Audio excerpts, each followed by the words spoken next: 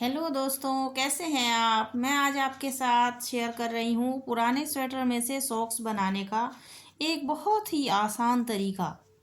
और मोजे आज घर पर ही बनाए जाएंगे। हमें बचा हुआ कपड़ा ले लेना है। अक्सर हमारे घर में बचे हुए कपड़े बचे रहते ही हैं। कहीं में से हम सूट वगैरह बस सिलते हैं तो बच जाते हैं, और नहीं तो बच्चों के पुराने जो स्वेटर रखे ही रहते हैं, तो उसी में से ही ये सॉक्स आज बनकर तैयार करेंगे। बहुत ही बढ़िया तरीके से बता रही हूँ, बहुत ही सिंपल वे में। और 10 मिनट में आप सील कर एक तरफ रख देंगी। और इतने अच्छे हैं कि आप घर पर खूब यूज करें, फटाफट बनने वाले हैं। और चप्पल में भी इनका आराम से यूज हो जाएगा। गर्मियों के मौसम में अगर बना रही हो तो पुरानी कुर्तियों में से आराम से बना सकती हैं। पैर की नाप ले लेनी है, हर पैर की नाप अलग अलग होती है। आप नाप ले लें और लंबाई चौड़ाई जो भी आएगी उसमें सिलाई के लिए 1 इंच बढ़ा लें। कपड़ा जो स्टिचिंग वाला ही हो तो ज़्यादा अच्छा रहता है। और तो चलिए बनाना शुरू करते हैं।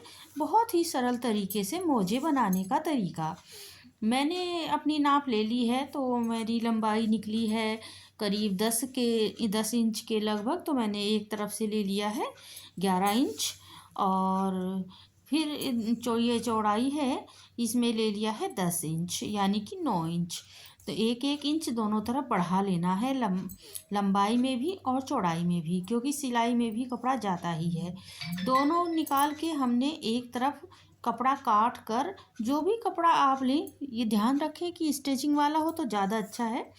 सर्दियों में तो देखिए स्वेटर का आप बना लीजिए तो बहुत अच्छा रहता है। पुराने स्वेटर पड़े ही रहते हैं, उनमें से आप बना लीजिए, बहुत बढ़िया रहता है।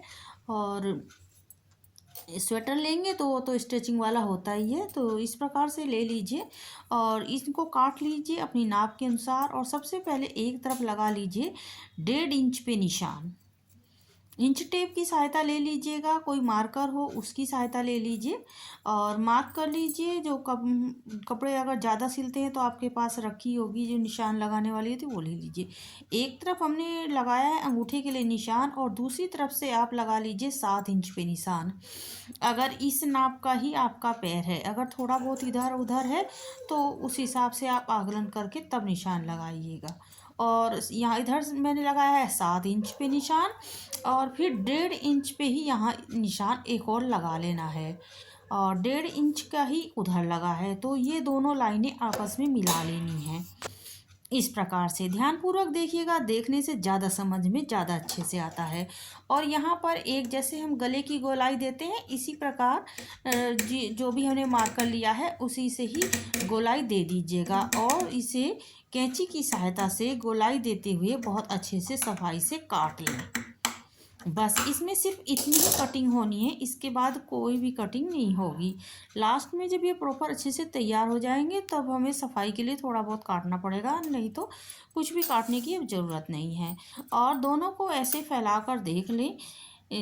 दोनों को एक साथ ही आप काटने की कोशिश कीजिएगा, जिससे कि आपके दोनों बिल्कुल प्रॉपर एक जैसे बनेंगे। नहीं तो अगर अलग अलग आप काटेंगी तो थोड़ा बहुत तो फ़र्क आ ही जाता है। कपड़े को एक के ऊपर एक रख लीजिएगा, निशान लगा लीजिएगा, और कैंची से दोनों को एक साथ ही काटने की कोशिश कीजिएगा। अब इसके ऊपर करेंगे हम पाइपिंग। यहाँ पर हमें पाइपिंग लगानी है। आप किसी भी कलर की पाइपिंग यहाँ पर लगा सकते हैं। मेरी तो ये स्वेटर जो था उसमें यहाँ पर ना, ये कार्डिगन था तो उसमें पट्टी लगी हुई थी, वही मैंने बहुत अच्छे से यूज कर ली है। तो मुझे पट्टी बनाने की भी इसमें ज़रूरत नहीं पड़ी। वैसे अगर आप यहाँ पर पट्टी आप बनाएंगी तो ओरेव पट्टी लगाने की ज़्यादा कोशिश कीजिएगा, उससे सफाई बहुत आती है। ओरेव पट्टी यानी कि तिरछी पट्टी, जो किसी दिन मैं बताऊंगी ओरेव पट्टी कैसे काटते हैं। और इसको मैंने तो ये पट्टी थी मेरे पास कार्डिगन की, तो मैंने वही लगा दी है, उससे भी सफाई आ गई है। एक तरफ से देखिए मैं सील लाई हूँ, और सीलने के बाद इसको ऐसे पाइपिंग कर लेनी है। आप ध्यान से देखिए, और मैं सिलाई हूँ। पहले मैंने दिखाई कम करके, अब देखिए पूरी पाइपिंग दोनों पे मैं लगा आई हूँ।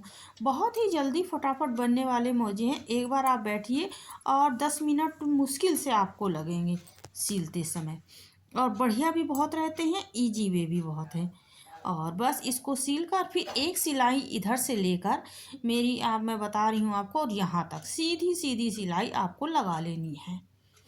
और मैं लगा लाई हूँ, देखिए यहाँ से लेकर ऐसे और ऐसे। ये एडी है हमारी कॉर्नर वाली, इसको गोलाई देंगे, लेकिन मैं बाद में बताऊंगी आपको कैसे देनी है। दोनों जो मोजे हैं मैं सील लाई हूँ और देखिए सीधी सीधी सिलाई लगनी है। इसको जो हमारे बिगनर्स हैं, कम सीलना आता है, वो भी बहनें बहुत अच्छे से सील सकती हैं। हाथ से भी आराम से सिल जाते हैं, मशीन ना हो तो भी कोई दिक्कत नहीं है। और इसको कुछ ऐसे कर लेना है, जो हमारी सिलाई हमने नीचे की तरफ लाई है उसको सेंटर में ले आए।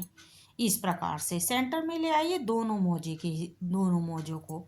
ये मैं एक ही मोजा बता रही हूँ अभी, वैसे तो मैं दोनों मोजे एक साथ ही सिल रही हूँ, तो कोई दिक्कत नहीं है। इसी प्रकार से दोनों मोजे रख लीजिए। ये हमारा पीछे का हिस्सा है और ये हमारा आगे का हिस्सा है। और यहाँ पर मार्कर की सहायता से निशान ज़रूर लगा लीजिएगा, नहीं तो अंगूठे कई बार गड़बड़ा जाते हैं।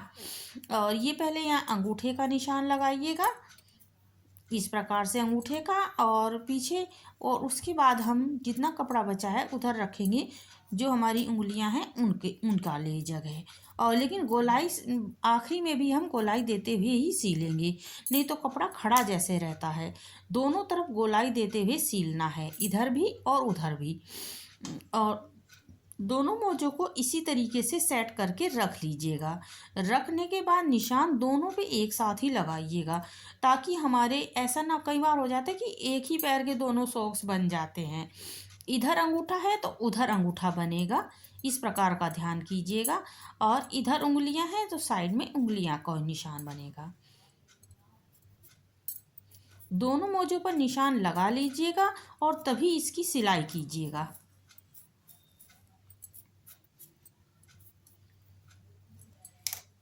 बस इसे साइड से उठाते हुए एक बार मशीन शुरू कीजिएगा साइड से और आखिर तक करती चली जाइएगा।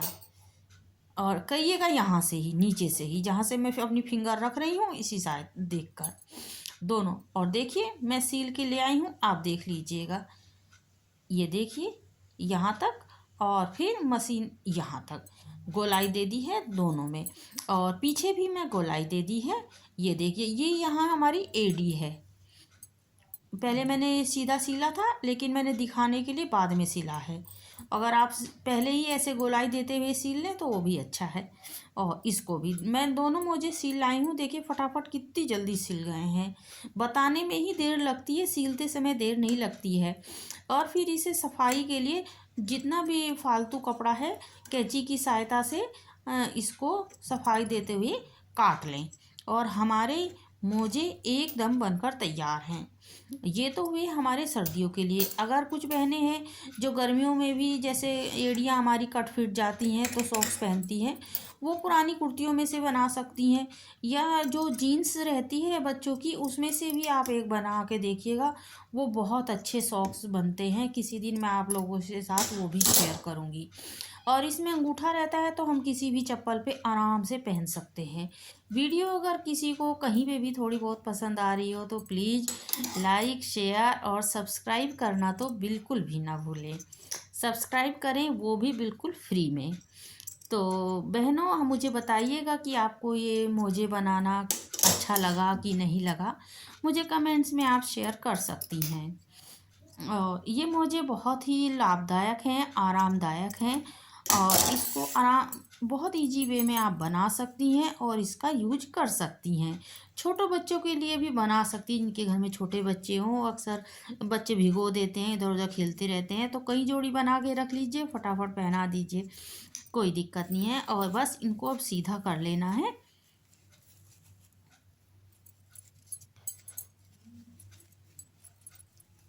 सीधा करके देखिएगा, बहुत अच्छे लग रहे होंगे आपको। आप एक ज़रूर बनाइएगा। अगर बहुत सर्दियों में तो बहुत मोटे स्वेटर से बनाइए, बहुत आरामदेह लगते हैं और पैरों के नीचे बहुत मुलायम मुलायम लगते हैं, तो बहुत बढ़िया लगता है। और फिर एक ख़ास बात ये रहती है कि हम अपनी चीज़ें खुद बनाकर खुद पहनते हैं, तो उसका एक अलग ही ज़्यादा इन्जॉय आता है। तो ये भी बात एक अपनी ही होती है। तो फिर मिलते हैं फिर किसी और वीडियो में।